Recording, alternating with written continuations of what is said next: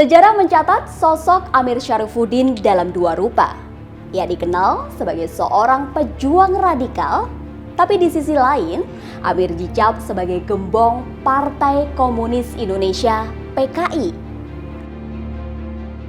Bermula saat ia dipecat oleh Presiden Soekarno dari jabatan Perdana Menteri. Hal tersebut membuat Amir kecewa, sehingga membuat kelompok oposisi pemerintah. Sobat bisnis, inilah sepenggal cerita tentang Amir Syarifuddin, seorang tokoh pejuang kemerdekaan yang juga dikenal sebagai seorang sosialis.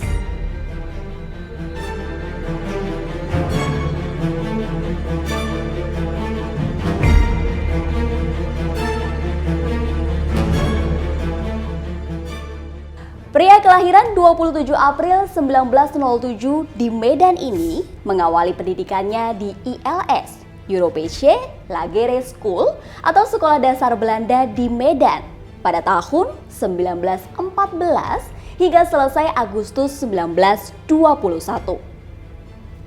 Kemudian atas tawaran saudara sepupunya, Todung Sultan Gunung Mulia yang baru saja diangkat sebagai anggota Volksraad, Amir meneruskan sekolahnya di kota Leiden.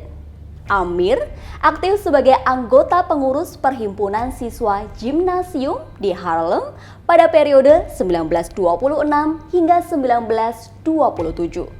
Sayang, Amir tidak dapat menyelesaikan pendidikannya di Leiden karena Amir harus kembali ke Medan. Setelah itu, Amir meneruskan kembali pendidikannya di sekolah hukum di Batavia dan tinggal di asrama pelajar Indonesische Club Gebouw Kramat 106 bersama dengan Muhammad Yamin.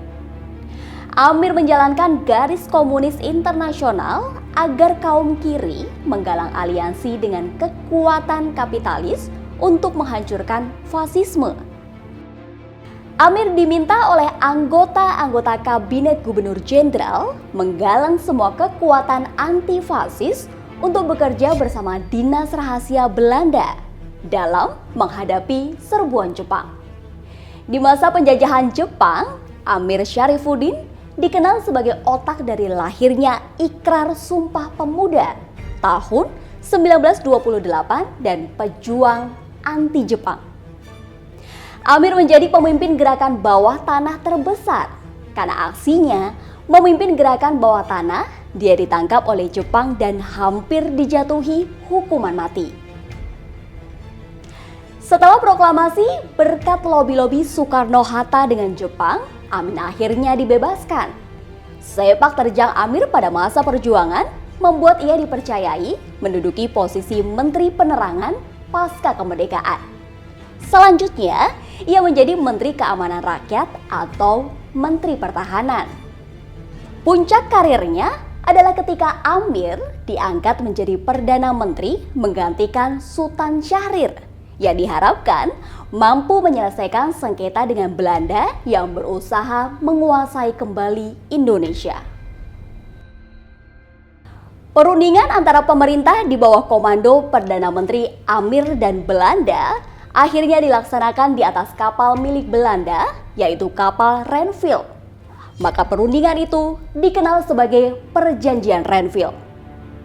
Pada 17 Januari 1948, Perjanjian Renville ditandatangani. Namun, hasil perjanjian tersebut dicap gagal oleh pemerintah karena dianggap merugikan Indonesia.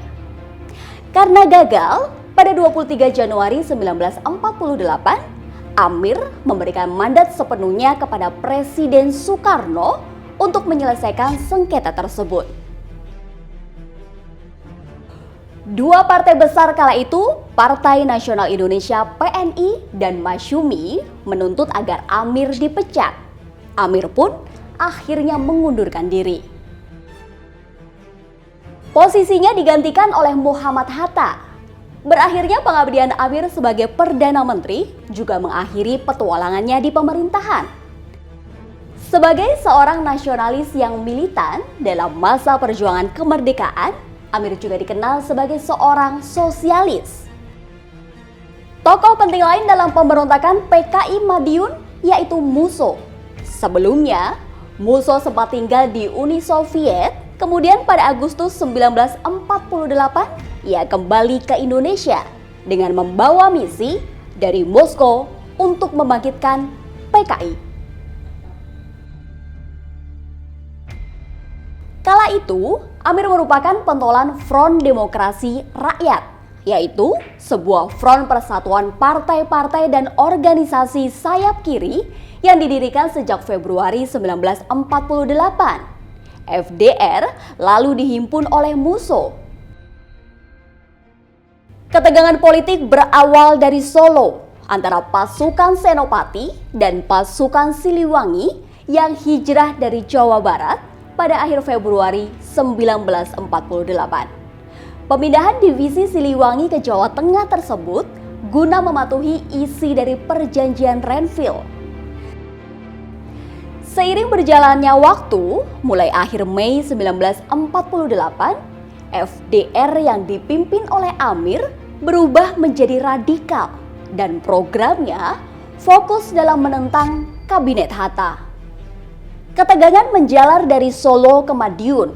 Memasuki September 1948, FDR berhasil menguasai Madiun. Hingga akhirnya, FDR dijadikan sebagai basis pemerintahan Front Nasional. Pemberontakan PKI Madiun yang terjadi pada 18 September 1948 bertujuan untuk menggulingkan pemerintahan Indonesia.